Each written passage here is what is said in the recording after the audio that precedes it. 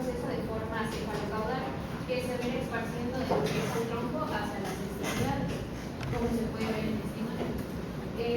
Tenemos dos, la fisiológica y la patológica. Sin embargo, debido a la toxicidad que tiene la bilirrubina, cuando vemos un niño entérico es necesario tenerlo en observación y manejarlo de forma individual y así asegurarse también los antecedentes que tiene este paciente. En la fisiológica, en el recién nacido va a tener un porcentaje del 60% y un 80% en los que son pretérminos, por lo que es muy alto.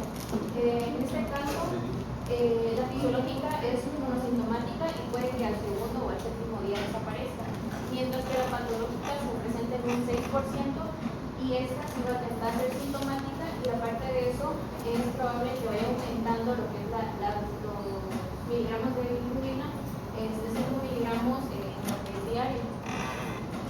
¿Cómo sabes, doctora?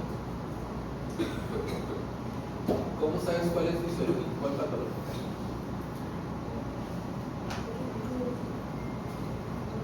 ¿Cómo se diagnostica diferencial? Me imagino que la fisiológica es la que tenemos en cuenta por la deficiencia de la vitamina K, ¿no? Pues tal vez podría ser porque presenta más síntomas o signos aparte de la ictericia y podemos ir monitoreándolo pues, algunos días, como dijo la compañera, Les llega a su centro de salud 2 niños con 3 días de vida. Los 2 están amarillos, pero le van a interrogar a cada una de las mamás. ¿Qué pregunta le haría? Bueno, La compatibilidad de RS. ok, no lo sabe. No sabe el grupo de ella ni del bebé. Del bebé 1 es gesta 3, del bebé 2 es gesta 1. Llegaron a los 3 días los 2. ¿Qué pregunta le harían a cada uno? Que si se aplicó la vacuna del VIH durante durante el embarazo. No. ¿Antecedentes? Bueno, al menos en la Exacto, a la gesta 3 ya estuvo. Pues yo les diría que uno de sus hijos, dice ella que uno de sus hijos estuvo hospitalizado porque también se puso amarillo. Y ya, ahora la cronología del síntoma. ¿Qué les interesaría saber? Los 2 llegaron a los 3 días de vida, pero ¿qué le preguntarían a las mamás? ¿Cuándo es? La mamá del gesta 3 dice que su bebé, desde que lo sacó de la clínica, ya estaba amarillo. Y la mamá del gesta 1 dice que en la mañanita del tercer día lo empezó a ver amarillito de la cara. ¿Cuál es fisiológica y cuál es patológica hasta ahorita? la fisiológica es la que inició con el parto. A ver. ¿Cuál es la fisiológica? ¿La que empezó en la hora del parto o despuesito del parto? ¿O la que empezó después? En el parto. La que inició en el parto. Ahora viene la pregunta, ¿de dónde viene la bilis? O sea, ¿de dónde proviene la bilis? Bioquímicamente, de la destrucción del grupo M, ¿no? Okay. Entonces, si empezó desde las primeras horas del parto, ¿qué me tiene que avisar? Que se destruyeron muy rápido los grupos C. Entonces, ¿por qué? ¿Por qué se destruyeron tan rápido? O sea, no la respuesta que dijeron de que el que nace y que después del parto se pone amarillo no es patológica. Esa es patológica, esa no es la fisiológica. Generalmente el niño que es una ictericia patológica se pone amarillo en los 2 primeros días. Los 2 primeros días el niño se pone ictérico. ¿Por qué? Porque hay una velocidad de destrucción muy rápida. Entonces, ¿por qué entonces el libro dice que hay una fisiológica? Entonces, la fisiológica, ¿por qué se da? ¿Cuál sería la causa? Por la deficiencia de vitamina K. No. Si fuera obstrucción, ¿qué bilis tendrías elevada? ¿La indirecta o la directa? La directa, ¿no? Más la directa o más expensas de la directa. ¿Y aquí qué bilis está más elevada? La indirecta.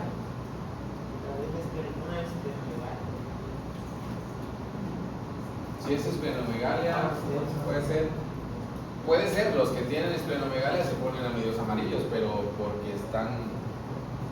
Entonces, si la bilis proviene de la destrucción del grupo M, ¿qué necesitaríamos saber? ¿Qué le está pasando al grupo M?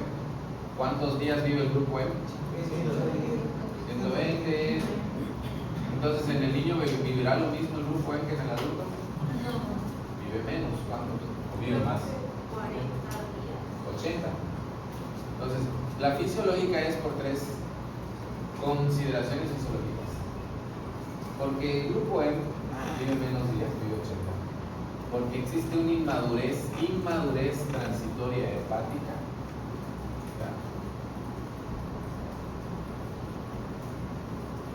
Esas serían 2 casos.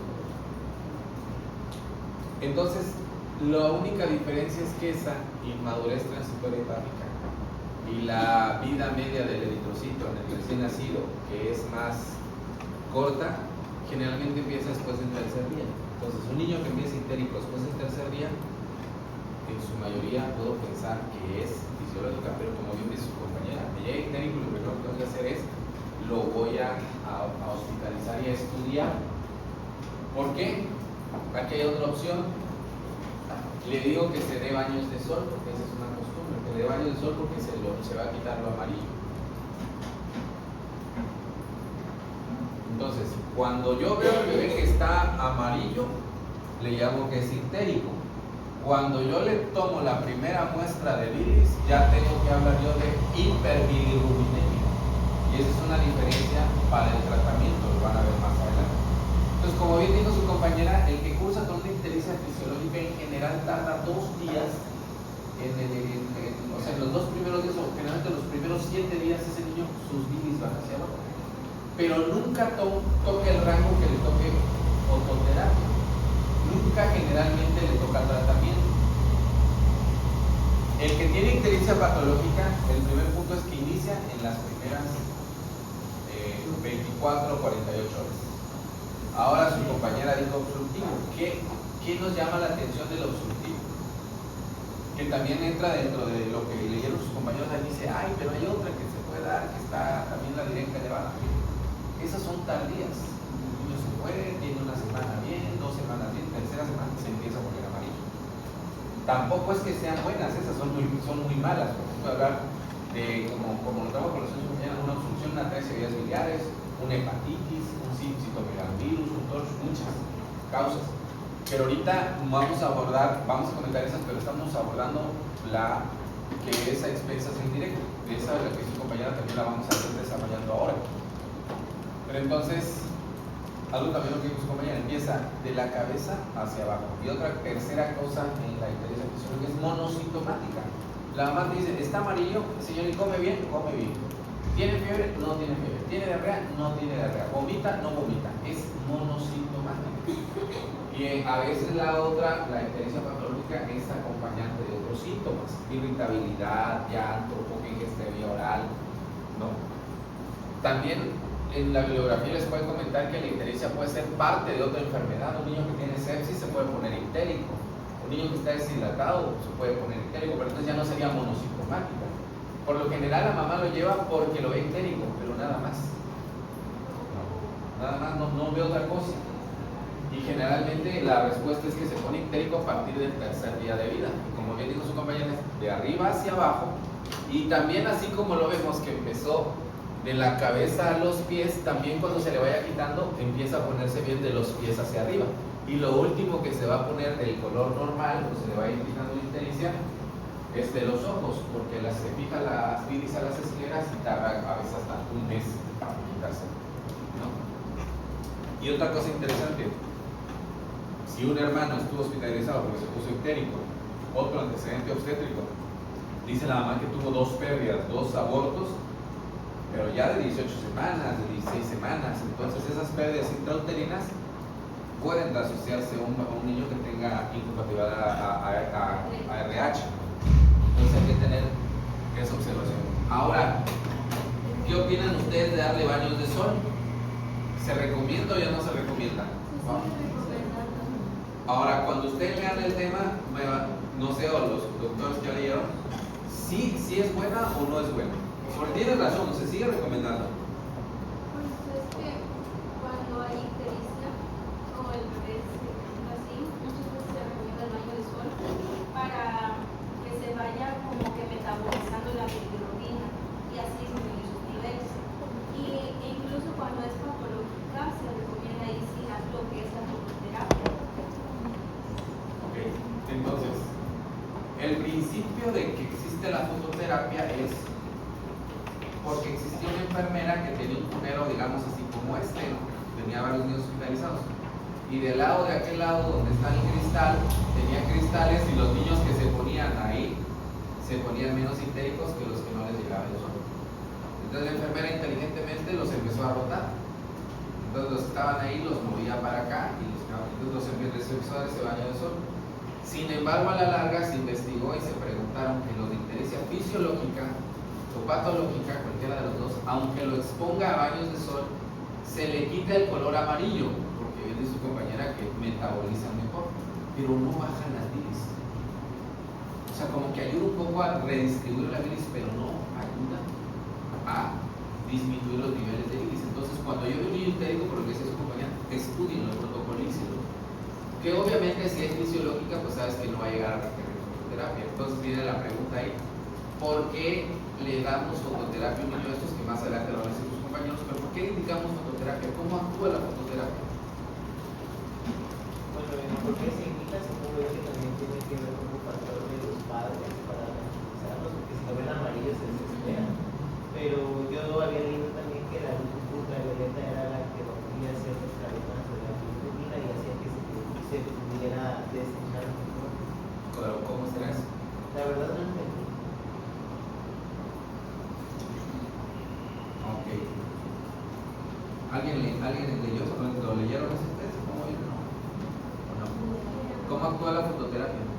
Sí, es por lo que decía su compañera y también por lo que dice su compañero. Es que no me acuerdo, pero creo que hay como una gráfica que es el que va indicando si el niño. Ah, no, pero ese es nomograma para el nomograma ahorita lo vamos a ver.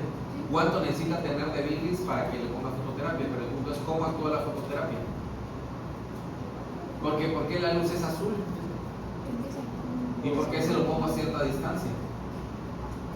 La frecuencia. De onda, ¿no? Entonces, el principio básico que se empezó a investigar fue pues, porque esos niños que los exponían al sol se ponían ya menos ictéricos, ¿no? Aunque se descubrió que no bajaban las bilis, de ahí parte la investigación y se empieza a procesar una luz que ayude a metabolizar mejor las bilis. Entonces recuerden que las bilis son liposolubles y los convierte en hidrosolubles. ¿Cómo lo hace? Pues bueno, ¿se recuerdan que es un isómero? ¿Qué es un isómero? Dos moléculas que son iguales. Ajá, pero como el espejo. Exacto. Recuerden eso de bioquímica. Entonces, si yo veo una molécula de agua y tengo otra molécula de agua, pero una es hielo y otra es líquido, sus carbonos y sus hidrógenos y sus componentes en el espacio cambian por su estado de materia. Entonces, eso es lo que sucede. Por ejemplo, el agua sigue siendo agua, pero si la enfrío se convierte en hielo, en agua, en líquida o en gaseosa. Eso es un isómero. Esos son isómeros porque no dejan de ser H2O. Esta tampoco deja de ser bilis, sigue siendo bilis, pero al modificar sus cadenas y sus enlaces, pero nada más su estructura en el espacio, no le quitan ni le ponen, solo cambia su estructura en el espacio y eso hace que sea hidrosoluble. Y ese es el fin, porque al hacer hidrosoluble, escuchen bien, lo que hace es eliminar más rápido esa bilis. No está disminuyendo la lisis, la rotura del eritrocito, lo que está haciendo es eliminarlo más rápido. ¿Por qué le urge al paciente eliminar la bilis? Porque si se acumula empieza a tener problemas de dolor. Exacto, ahí va. Ahorita lo vamos a avanzar, pero ese es el punto. Ya ahorita que vayan a ver, por eso, o sea, si a mí me llega un niño que tiene ya 30 días de vida y está todo amarillo, como dice la todo amarillo, pues interroguen bien, exploren bien y tómenle la bilis. Porque de la lesión cerebral ya no la vamos a salvar, ya la tiene, si es que tiene eso, ya se va a quedar así fijo. Y la otra es que su origen de esa ictericia, aunque ya ustedes en medicina interna o cuando iban a clínicas vieron que realmente tiene la bilis directa alta no es ictérico como color pollito, como el color de la silla, es parle, es verdoso.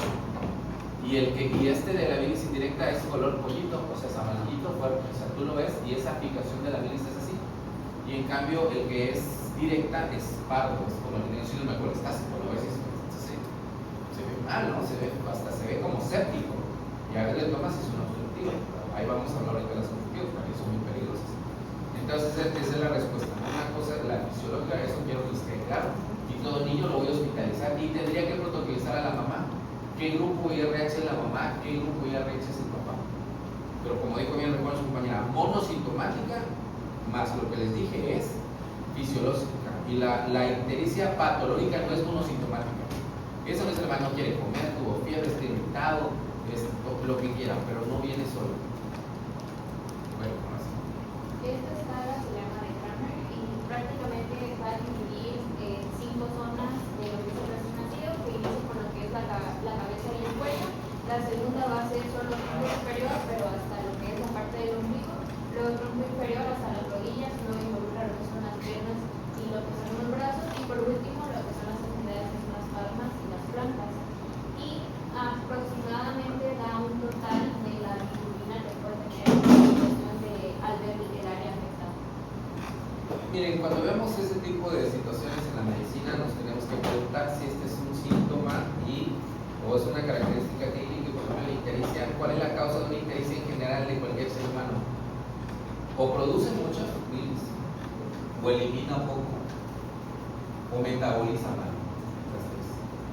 No hay de otro. Aquí investigaremos cuál es, pero mi pensamiento lógico es que está produciendo mucha bilis, o no está eliminando, o el hígado no está metabolizando mal.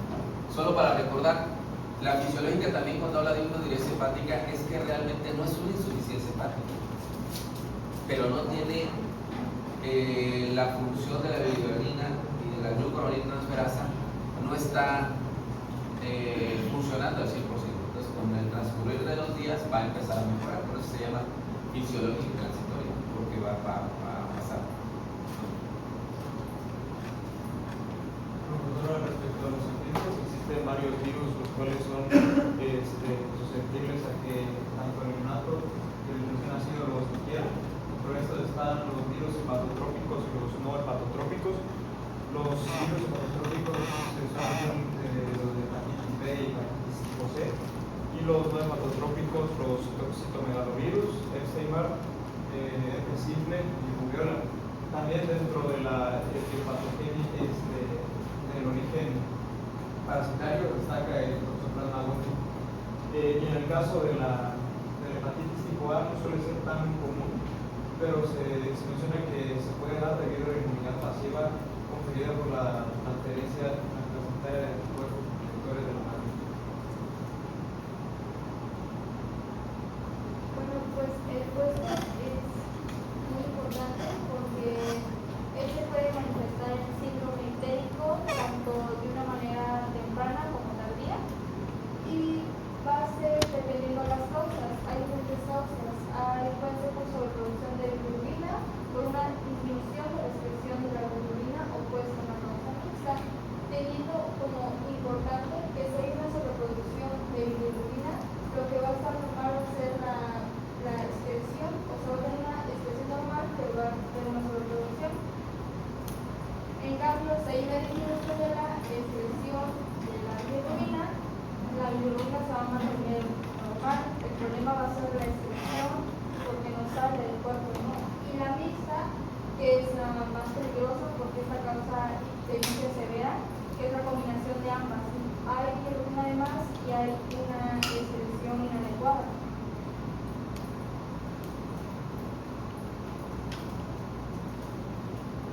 Bueno, en el ambiente en el que se produce tenemos un microambiente y un macroambiente. El microambiente es lo que tenemos podría ser en el periodo perinatal, en este caso sería en el útero de la madre, en el que pues se da el caso, se puede presentar estimulantes macroenteros como son el caso de infecciones.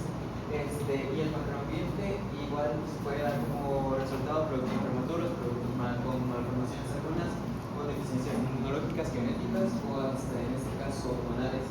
Y pues las situaciones que suscitan estos actos que se presentan son los que van a llevar a que se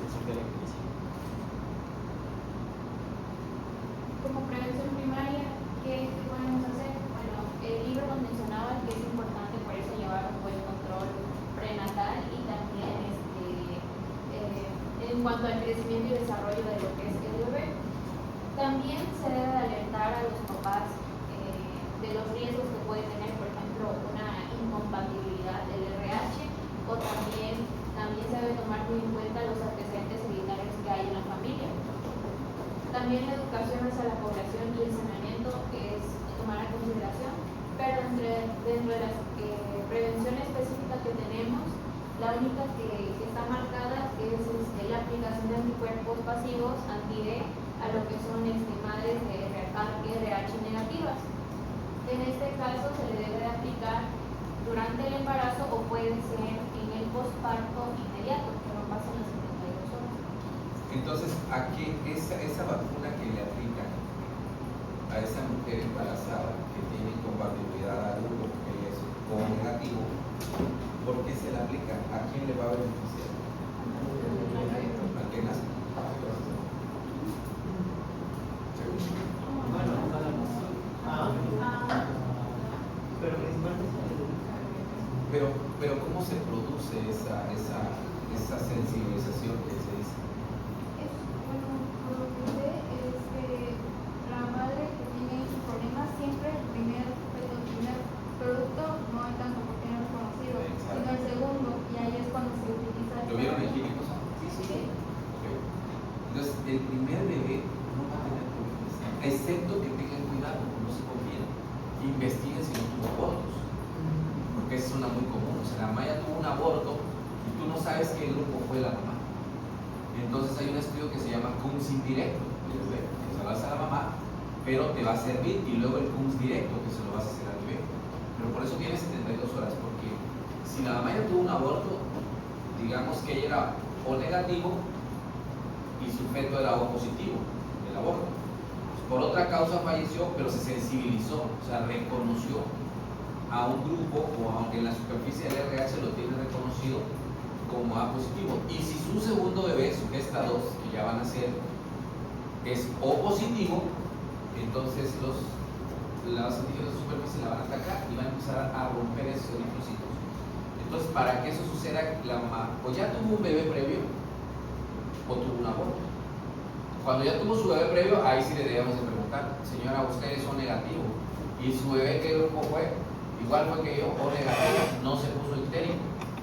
Ah, ok, aguantemos, porque entonces la mamá no le va a hacer daño al segundo bebé. ¿Entendieron? Lo esperar. Pero si el bebé primero, ella era O negativo y su bebé era O positivo, el que nace se pone gravísimo. En las primeras 6 horas está amarillísimo, súper ictérico, está sensibilizado. Y eso lo podemos ver desde el embarazo, un CUMS indirecto. Entonces preguntamos a la mamá, pues, ¿no?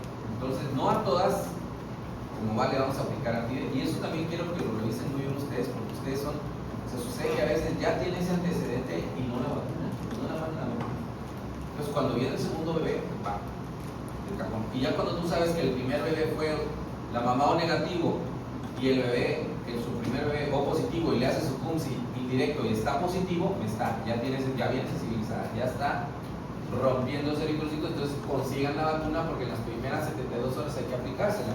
¿Para quién? Para un tercer chamaco. Ahora, si ya sabes antes de eso y ya tuvo abortos, desde el primer aborto le pones ya la vacuna. Bueno, pero eso es. ¿Cuál es la realidad de este asunto? Que también hay otra incompatibilidad que se llama agrupo. Aquí estamos platicando de incompatibilidad a RH, pero también puedes ver incompatibilidad a grupo ABO. Entonces, esta incompatibilidad ABO, tengan cuidado, porque como nos hemos enfocado mucho al RH, siempre recordamos: si la mamá es RH negativo, hay que estar pendientes que el enterícito a las incompatibilidades al grupo ABO. Si la mamá es O y el bebé es grupo A o B o AB, ¿sí? Puede sensibilizarse. No es tan grave como la RH, pero a veces nos confiamos y no la vigilamos. Obviamente que sería interesante saber el grupo del papá, ¿no? También dependiendo del grupo del papá. O sea, digamos que si el papá es O negativo y la mamá es O negativo, lo más seguro es que el bebé sea O negativo, aunque también hay una línea que puede salir del grupo. Pero vamos a ver si más adelante traen incompatibilidad de ABO, también ese es interesante. Ahora, la que sigue. Bueno, para hablar del periodo patogénico en la etapa subclínica de la ictericia, podemos decir que los recién nacidos se pueden considerar que son 3 miligramos sobre el cilindro de bilirrubina, lo que debe tener este bebé en su sistema. Se nos dice que el catabolismo de 1 gramo de hemoglobina nos da como resultado 35 miligramos de bilirrubina, que es bastante. El recién nacido normal produce 6 a 8 miligramos de bilirrubina. Esto se considera que es casi el doble de la cantidad de bilirrubina que presentan los adultos. Así también hablamos de cómo se produce la bilirrubina. La bilirrubina indirecta es que con la solución del grupo E por la hemoxigenasa. Al haber una ruptura se produce biliverdina, luego tenemos una biliverdina reductasa, que es la que va a formar la bilirrubina indirecta conjugada y la no conjugada. Así también en el sistema sanguíneo, el sistema circulatorio, tenemos que quien se encarga de transportar esta bilirrubina es la albúmina. Y cuando se presenta una ictericia también se tiene a consideración que la albúmina se tiene que estar baja. Por esto la albúmina baja se puede presentar por una acidosis, por una cuestión por fármacos, que se usan fármacos, por ejemplo, sulfonamida, suzetrioxona, ácidos grasos libres, y así también hay un incremento en la bilirrubina indirecta cuando pasa al espacio celular, atraviesa la barrera hematoencefálica y nos produce una toxicidad nerviosa. Entonces, prácticamente esa es la.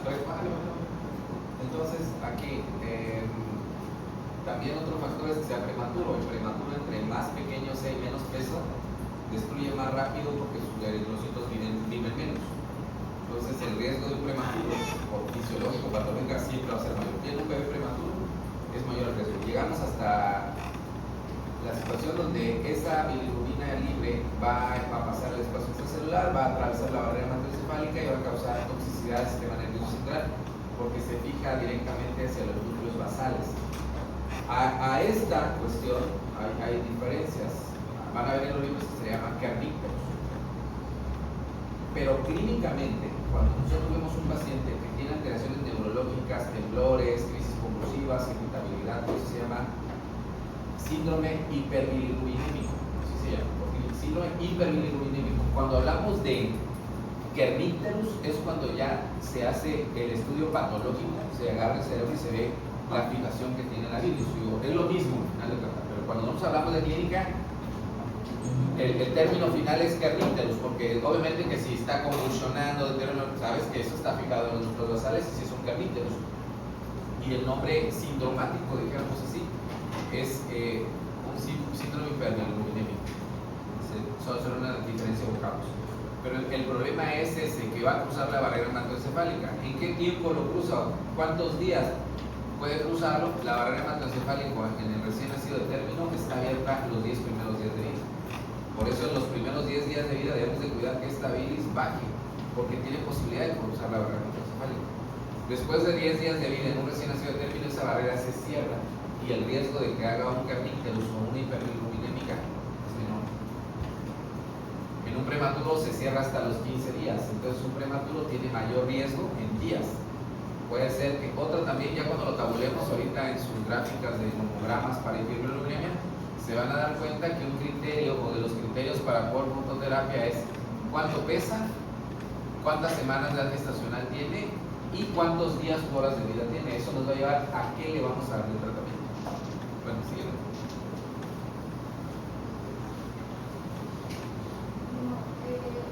Aquí voy a explicar la composición parte de la bilirrubina, lo fisiológico, lo normal. Bueno, pues para empezar tenemos 3 cosas importantes: el plasma, el hepatito y el intestino. Pues en primer lugar, la bilirrubina indirecta se va a ligar a la hemoglobina y esto llega hasta los sinusoides hepáticos y pues penetra el hepatocito. Ahí dentro del hepatocito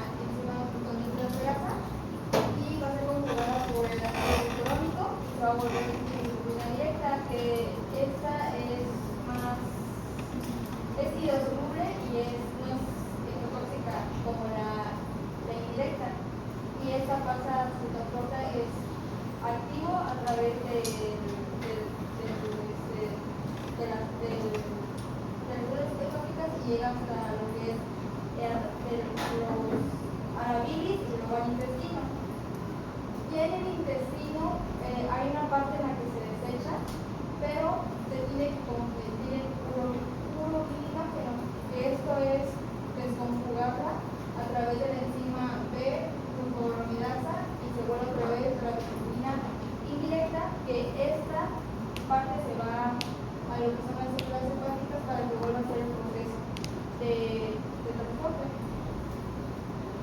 Aquí está como que explico. Como sabemos, pues primero aquí en el plasma, la albúmina lleva la hemoglobina indirecta, llega el hepatocito, aquí están las proteínas receptoras y Z, la convierte por gluconeoxidación indirecta, hace la reducción a través, o sea, uroglutamato a través de la flora bacteriana de las bacterias y se vuelve a hidrolizar por la beta-glucoronidasa y se vuelve otra vez hemoglobina indirecta y así va. Fisiológicamente, cuando un ser humano está mucho tiempo en ayuno, se vuelve amarillo. Vean un abuelito, o lo van a ver en que ve en geriatría, el abuelito tiene 4 o 5 días y se está poniendo amarillo. Mi abuelito, ¿por qué? Por la última parte, en la eliminación le está haciendo una recirculación enterohepática, está haciendo más absorción de eso. Entonces al abuelito, cuando ya le damos de comer, empieza a mejorar y por ahí vienen las dos vías de intoxicación, ¿no? Porque se encuentran afectados por el amonio, pero también por esa falta de eliminación, ¿no? Entonces, las tres partes son fundamentales. La albúmina tiene que ver sí en el transporte de las bilis. Entonces, en algunos pacientes que tienen hipoalbuminemia por las causas que dijo su compañero en los temas anteriores, a veces les ponemos albúmina para que mejore el transporte. No es en sí lo fundamental del tratamiento, porque aunque yo le ponga, fíjense ahí pues en la gráfica, si yo le pongo albúmina para transportarla, pero toda su producción es muy alta, pues voy a sobrecargar toda la albúmina y no me va a servir de mucho. Primero tengo que atacar con bajarle el nivel de producción, como pues con la fototerapia, digamos la que correspondería.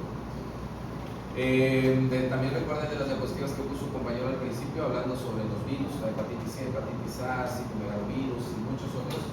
Esas son más intrahepáticas y nos dan elevación de la directa, y obviamente que esas son monosintomáticas y se comportan de otra forma, pero también hay que abordarlas. No porque sean menores en su porcentaje de presentación, en su incidencia, no es que sean de buen pronóstico, al contrario, son de muy mal pronóstico muchas de ellas.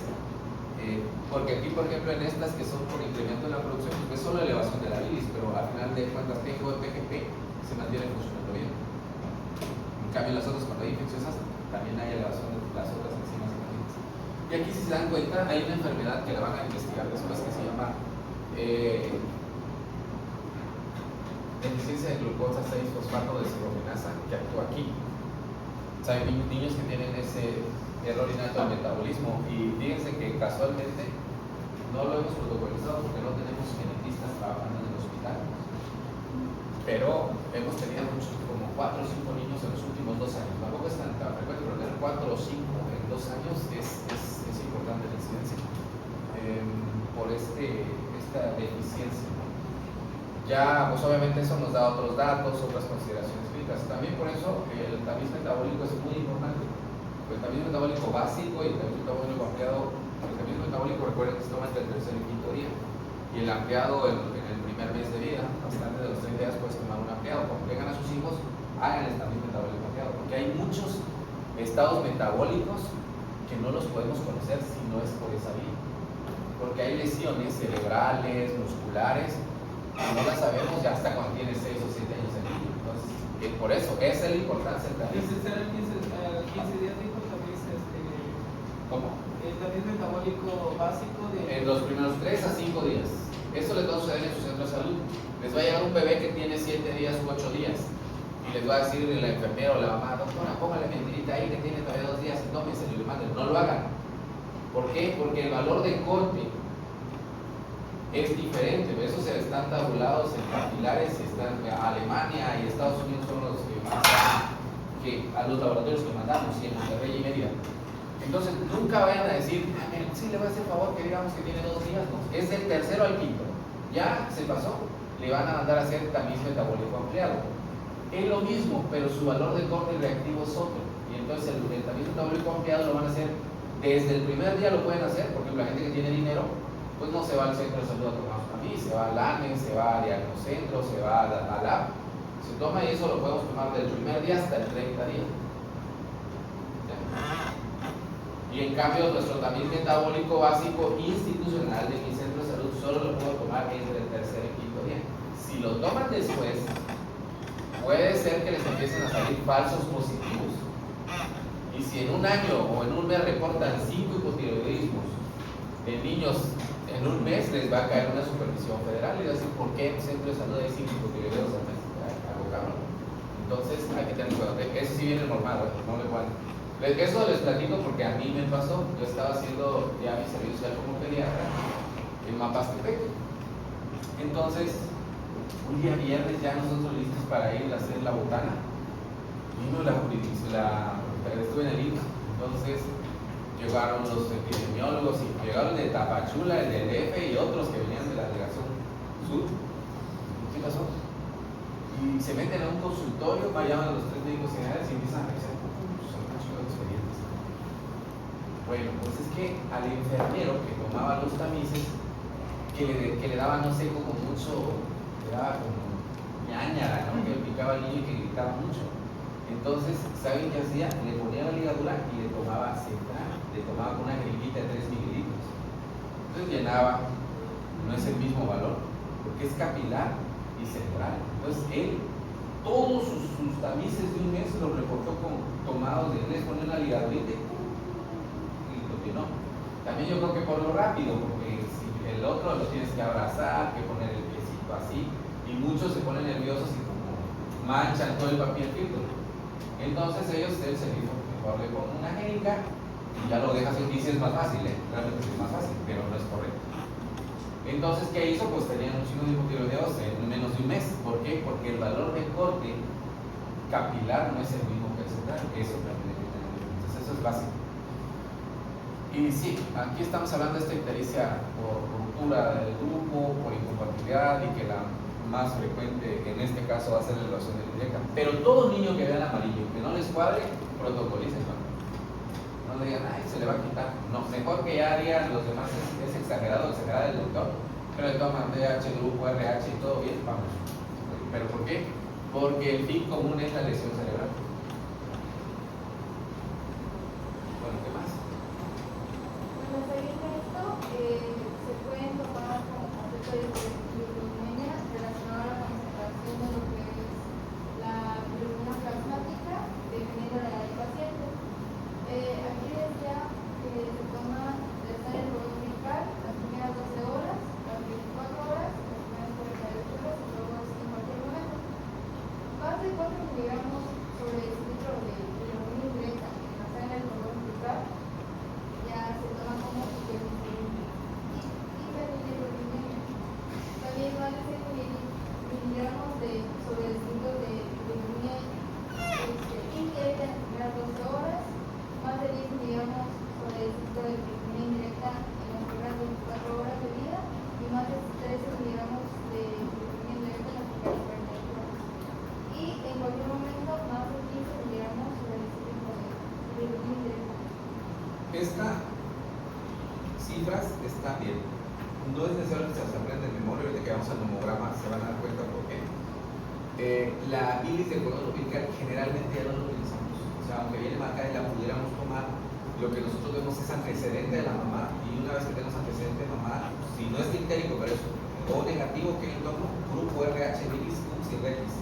Al ratito vamos a decir más con calma, pero le tomo esos porque ahí voy a empezar a investigar.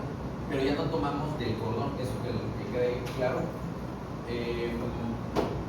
De hecho, porque ya no lo procesan en los laboratorios. Si cuando ustedes se van a hacer especialidad o sigan trabajando en médicos generales, en algún laboratorio les corren bilis de cordón umbilical, sí tienen ustedes que poner que es de cordón umbilical, porque sería otro valor de referencia, pues otro test.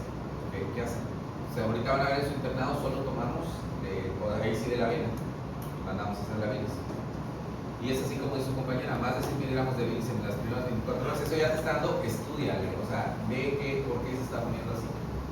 Y el primer dato, recuerden que es ictericia, o sea, va a estar amarillo el niño. Y lo que decía su compañero de los 3 miligramos es que para que te pongas ictérico en el niño necesitas 3 miligramos de elevación de bilis. Si tiene menos de 2, el niño va a pasar desapercibido, o sea, no va a ser ictérico. Cuando ya tienes 3 o más, se va a poner ictérico. Respecto a la etapa clínica, que se menciona que después del nacimiento toda la bilirrubina que es producida en el recién nacido va a ser excretada necesariamente por el riñón.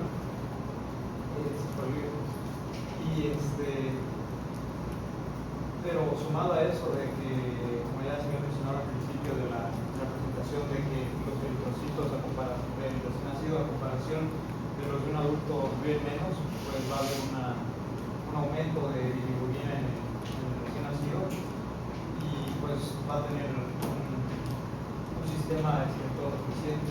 Por eso que toda esta mencionada ictericia fisiológica en los primeros 10 días se menciona principalmente que se presenta a partir del tercer día. Los niveles de bilirrubina pueden llegar hasta 12.9 miligramos de decilitro de niños que son alimentados por leche sustituida y los que son alimentados por leche materna suelen llegar hasta 18 miligramos por decilitro. Ojo, vean bien lo que dijo ahorita y qué duda tiene. Si toma leche materna, se eleva más la bilis. Si toma fórmula, se eleva menos. Entonces quiere decir que hay un factor en la leche materna que hace que ésta se eleve más. Entonces se dice que hay una enzima en la leche materna que interviene en el metabolismo de las bilis y que por eso las bilis se elevan más. Pero hay que tener mucho cuidado con este concepto. ¿Por qué? Porque esa no sería la causa de suspender la leche materna. ¿Y cómo vemos ese niño con esa ictericia? Entra dentro de las ictericias tardías. Ese niño está bien y toma pura leche materna y me llega a mi centro de salud y me dice que ya tiene 2 semanas, pero más o menos con el día 10, 12 se empezó a poner ictérico. Esa ictericia tardía, uno de los protocolos es por leche materna. Si el niño tiene un día y está bien amarillo, no es por leche. Esa es la única diferencia. Y el protocolo para los proyectos de prolactancia materna, en el caso de que sospechemos o nosotros diagnostiquemos que puede ser prolactancia materna, es una ictericia tardía, y ¿qué hacemos? Le suspendemos nada más 24 horas la leche materna y al suspenderle vemos que baja. Y una vez al hacer esa suspensión, reinicia la leche materna y ya no llega a los niveles altos y mejora el niño. Eso solo es una suspensión transitoria. No es una indicación absoluta para suspender la lactancia materna. Pero es importante que ustedes sepan, y ahí entra la historia clínica, porque si toma leche materna más otros factores, a veces estén más altas, a diferencia que si toma fórmula. Bueno, va. ¿Sí? Dentro de las causas de sobreproducción tenemos lo que es la esclerositosis hereditaria, que en este caso, como su nombre lo dice, el eritrocito va a tener una forma esférica y que además va a tener un aumento en su espesor y una disminución en su diámetro, lo que va a hacer que hubiera menos eritrocito a un eritrocito sano. En este caso es una enfermedad autosómica dominante y va a afectar aproximadamente de 1 a 5.000 recién nacidos. ¿Qué pasa aquí? Va a haber una hemólisis crónica y esto va a hacer que se suba lo que es la bilirrubina no conjugada a causa de la degradación constante que va a haber de hemoglobina y esta va a ser liberada por lo que son los eritrocitos que se van destruyendo. Pregunta el 54.000, ¿a qué sexo afecta más? A los hombres. A los hombres, al sexo fuerte. Es directamente proporcional, es casi más exclusivo de los hombres. Generalmente ahí tienes el antecedente que tiene un hermanito que se puso histérico, que se puede llegar hasta fallecer, aunque ya gracias a Dios y a la ciencia se diagnostica más rápidamente esto. Solo por preguntar, si la bilis está tan alta por esclerositosis, ¿cuánto tendrá de hemoglobina? ¿Alta, normal o baja? Baja, ese es el otro dato interesante. Cuando estoy destruyendo tanto, ese ya es un dato bioquímico de la ictericia patológica, la hemoglobina va hacia abajo. Estoy destruyendo tan rápido que ya la médula no me alcanza a compensar. Ese es otro dato interesante. Ya no solo es que está ictérico, sino que está anémico.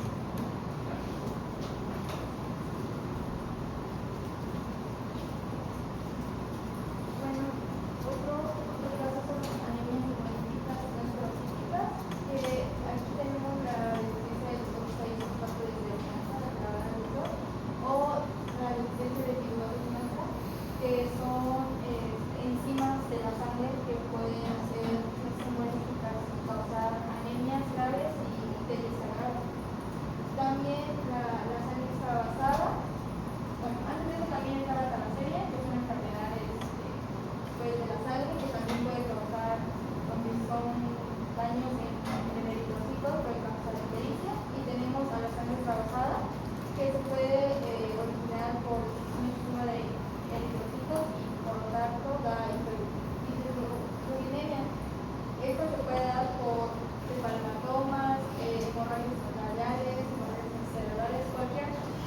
grado oculto que pueda dar esa enfermedad. Y pues también dice que la dilución de la sangre materna es, o sea, es una fuente de producción de bilirrubina y puede hacer que una vez degradada pueda causar una hiperbilirubinemia en el bebé. Usualmente para diagnosticar estas enfermedades son a partir de diagnósticos tanto clínicos como estudios familiares, es decir, de investigar herencias familiares y pues también estudios sanguíneos para saber algunas enfermedades. Aquí una pauta interesante es que por eso precisamente en pediatría, cuando tenemos causas de ictericia o de anemias severas o plaquetopenias, no sabemos la causa. En pediatría somos un poquito más reservados en transfundir generalmente paquetes locales o plaquetas o iniciar esteroides. Que en el adulto ya creo que es como más común que se haga porque obviamente ya no es una hereditaria o no es algo crónico no diagnosticado. Entonces aquí sí les digo que cuando nosotros vemos una anemia, nosotros vamos, a menos que sea carencial por hierro, pues nada más le doy hierro. Pero si es de este tipo, sí nos vamos a ver con calma. Si no está descompensado el niño, hay que irnos con calma para poder hacer el frote de sangre periférica, el aspirado de médula ósea, porque si lo transfundimos, nos cambia por completo el diagnóstico. Tenemos que esperar hasta 4 o 6 semanas para volver a tomar los frotes. Entonces, estas que son causantes tanto de hiperbilirubinemia como de alguna otra sintomatología y de anemia, váyanse con calma. Ahí ya no es, pero les voy a dar un comentario porque sí hemos visto que utilizan mucha transfusión y a veces mucho uso de esteroides. En el esteroide se utiliza reuma, hemato y muchas patologías, pero hay una respuesta en la que le nubla el diagnóstico al hematólogo porque una vez que toma ahí el frotis ya no tiene la misma estructura eritrocitaria, puede perder el diagnóstico. O sea, ahí nosotros nos vamos con calma, a menos que esté muy descompensado. Y fíjense, por ejemplo, cuando estamos entrando en este negocio de la medicina, pues en una hemolítica decimos, oye, pero tiene 6 de hemoglobina, por favor, pero si le transfundo va a bajar más, porque sigue hemolizando. O sea, le meto sangre y hemoliza, le meto sangre y hemoliza. Eso lo vamos a ver cuando veamos también las trombocitopenias autoinmunes. No le pasamos plaquetas porque su lesión está pasando porque destruye la plaqueta. Aquí destruye el eritrocito. Entonces el plan no es le paso sangre, sangre, sangre. No, tengo que buscar un mecanismo en el cual frene la destrucción. En estas hereditarias pues tenemos que ver cómo frenamos la destrucción de eritrocitaria. Bueno, la que sigue. A lo largo del sistema tenemos ahí el incremento en el hematocrito, en la cantidad de glóbulos que tiene el paciente. Esto conlleva que haya una destrucción de eritrocitos, pero si hay una destrucción de eritrocitos, ¿qué nos va a dar? Sí, que si hay destrucción de eritrocitos hay más producción de bilirrubina, por lo tanto hay más producción de bilirrubina. Por lo tanto, nos dice que después de que se presenta el cuadro o se diagnostica, se tiene un que recién nacido, las primeras 48 horas es cuando se empieza a presentar el bebé ictérico.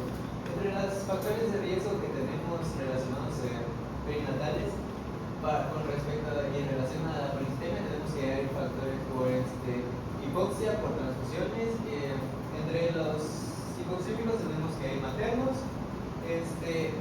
Y bueno, como hace referencia a estos cuadros a factores de riesgo perinatales, tenemos que hay cuestiones como la edad materna avanzada, enfermedades renales, diabetes, fumar en exceso, los embarazos en altura y también hay factores placentarios, entre esos alteraciones del cordón umbilical, recién nacidos pequeños, posttérmino y así también infartos placentarios y una placenta previa. Infecciones virales como el TOR. Y relacionado a las transfusiones con respecto a factores maternos, tenemos que las contracciones uterinas sean muy intensas antes de que se llegue el cordón umbilical. Y factores placentarios es cuando tenemos una transfusión materno-fetal o una transfusión feto. Cuando hablamos de policitemia, sí tenemos un valor de hematocrito muy alto. Generalmente estamos llegando a 70 hematocrito, 68, 70. O sea, recuerden que para sacar el hematocrito es la hemoglobina por 3. Entonces, si estoy hablando de un hematocrito de 60 o más de 60, mi paciente tiene 20 de hemoglobina. El niño generalmente, el recién nacido es hemoconcentrado. Si ustedes toman una VH, un recién nacido tiene 15, 16 de hemoglobina. ¿Por qué? Porque la curva de disociación fetal sucede que cuando está en la vida fetal, y lo que hablábamos, ¿se acuerdan de la circulación fetal? Hay una característica interesante. va su molécula de oxígeno pegada a la hemoglobina, llega al órgano y cuando quiere soltar el oxígeno, su curva de solución está muy pegada, no suelta el oxígeno. Entonces la hemoglobina, digamos que trata de cargar más moléculas, digamos, esta es la explicación clínica. Entonces, digamos que tiene una gran afinidad la hemoglobina por el oxígeno, no lo suelta en la vida placentaria. Cuando nace este niño puede seguir teniendo eso, entonces nace con un hematocrito muy alto. Cuando hablamos de policitemia, hematocritos de 68 a 70. Entonces aquí no es que se me destruya más rápido, sino que es mucho el porcentaje de hidrocitario. Pues no se me va a romper tan rápido, pero como es demasiado, me va a llegar a generar ictericia. Esas causas que comenta su compañero en el primer son de las más frecuentes. Asfixia perinatal. O sea, el niño asfixiado puede tener una poliglobulia muy importante. Y no sé si les llama la atención, transfusión feto-fetal. La transfusión feto-fetal se da en gemelos. Tienes a los gemelos y uno nace muy bajo peso. Digamos, tengo un gemelo y uno pesa 900 gramos y el otro pesa 2,800. Eso se llama transfusión feto-fetal. Sacamos a los dos bebés y obviamente uno consumió al otro, se nutrió. Este que nació grande tiene poliglobulia y le cuesta respirar. Y el otro le cuesta respirar porque tiene anemia severa.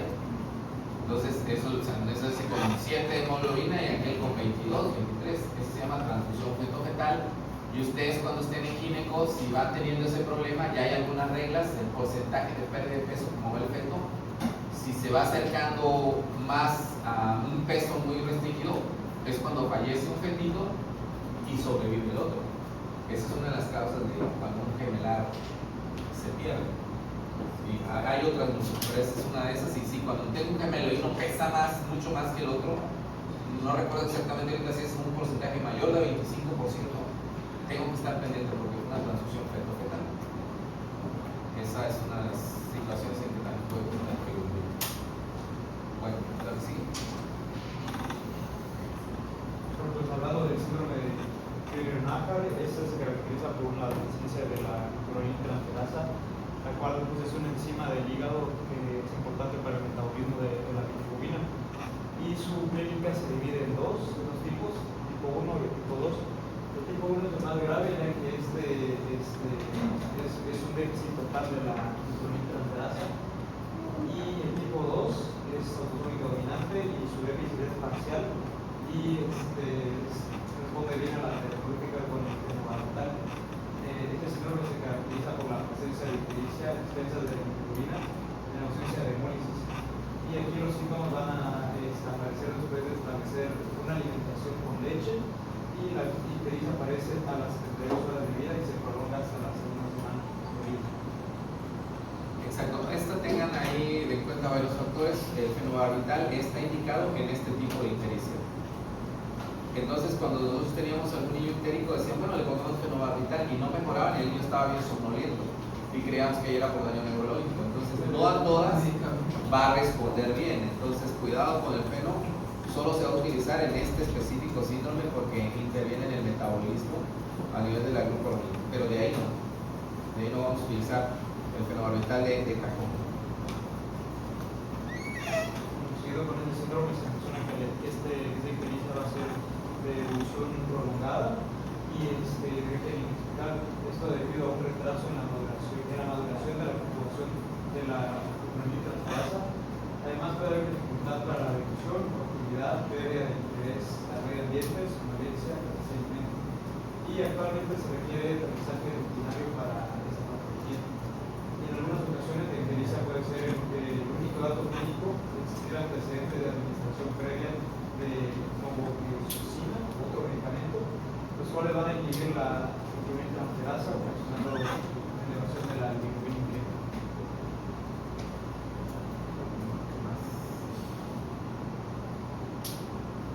Bueno, estos otros son otros datos por definiciones en la recreación.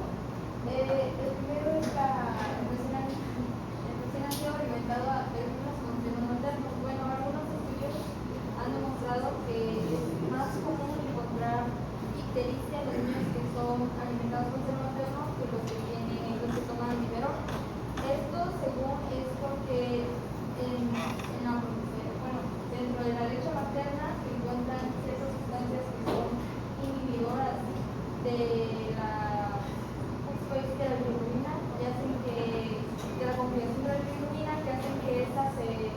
se prolongue y al niño le dé ictericia. Aunque no se han comprobado tanto muy bien la fisiopatología de esta causa, pues es posible encontrar. Usualmente los niños entre el cuarto al séptimo día presentan esta ictericia y el punto máximo de la ictericia es en la tercera semana, por lo que decía, pero pues aún no se ha comprobado si esto, o sea, cuál es el causante específico de por qué estos niños o lactancia materna tengan esta ictericia. Otra enfermedad es el síndrome de Lucet-Discover, que dice que produce esteroides séricos nacionales que causan que la bilirrubina directa tenga problemas con las conjugaciones y también causa que en el bebé tenga esta ictericia. También el síndrome de Johnson y Rotter, que esta es problemas en excreción y la restitución de la bilirrubina conjugada al plasma, es decir, no hay una excreción adecuada y por lo cual el bebé tiene, y que también está la licencia de alfa-1 antitropina, se presenta como una lesión hepática o como un tipo de hepatitis que daña al hígado del bebé y puede causar. Y pues están también las causas positivas, que esta es la peor de todas y usualmente es muy característica porque aquí la ictericia del bebé ya no es tinta amarilla sino es verde, además presenta otros síntomas como es la orina de color oscura, la coluria o la cola que es las heces sin color, y esta es más severa que todas las demás y es la que debe tomarse más importancia. Para su diagnóstico inicialmente se dice que se toma imagenología para ver dónde está la obstrucción, y para los demás usualmente el diagnóstico es clínico, es decir, ver la evidencia de las enfermedades hasta acá. La causa obstructiva es la atresia de vías biliares. El detalle con esa es, como su compañero lleva una falla hepática en muy poco tiempo, prácticamente cuarta, quinta semana, y el bebé es muy asociado a las razas asiáticas.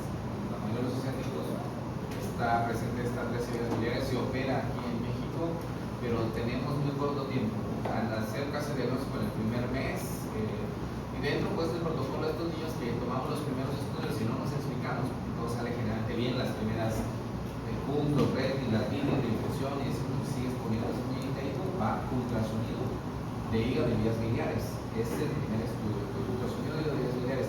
Ellos, ustedes, cuando ya estén trabajando, se van a dar cuenta que aquí sí marca una diferencia, y con todo respeto, sí necesitamos, porque muchos médicos generales hacen el diplomado de ultrasonido obstétrico, y sí nos pueden dar un ultrasonido obstétrico, pero de atresias, de vías biliares, de cadera, de cuello, porque es más difícil. Sí les recomiendo mandarlo con un radiólogo, porque tiene que ser un rastreo, un ecodoppler para ir viendo la irrigación. Entonces, esta es una de las causas de falla hepática. Bueno, es más frecuente, como les digo, en la raza asiática, y ese es trasplante hepático casi. Si no, si llegas muy tarde, pues es trasplante hepático, y si llegas a tiempo, le hacen como un bypass para las vías biliares y la libra, pero es de mal pronóstico. Dentro de estas mismas que mencionaban era el quiste de Coleco, que prácticamente va a proporcionar una obstrucción mecánica, y pues esto va a provocar una alteración en lo que es la ingresión y en su liberación. También el daño hepático celular debido a la alimentación parenteral, aún no se conocen bien las causas, pero es más probable en niños prematuros y de bajo peso. Y también están las sintomáticas, que en este caso tenemos el síndrome de Jennifer y el síndrome de polidestrasis lipedema y el de Alper, y que en estos dos lo que van a tener en común es que pueden llegar a ser polidestrasis neonatal, lo que puede provocar lo que es la ictericia.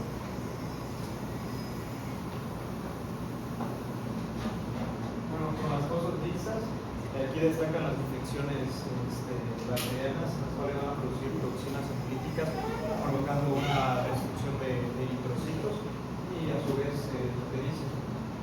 Suele estar aumentada la fracción conjugada de las bilirrubinas, y además es de ayuda diagnóstica para el cultivo, así como cultivos soluciones ocultados.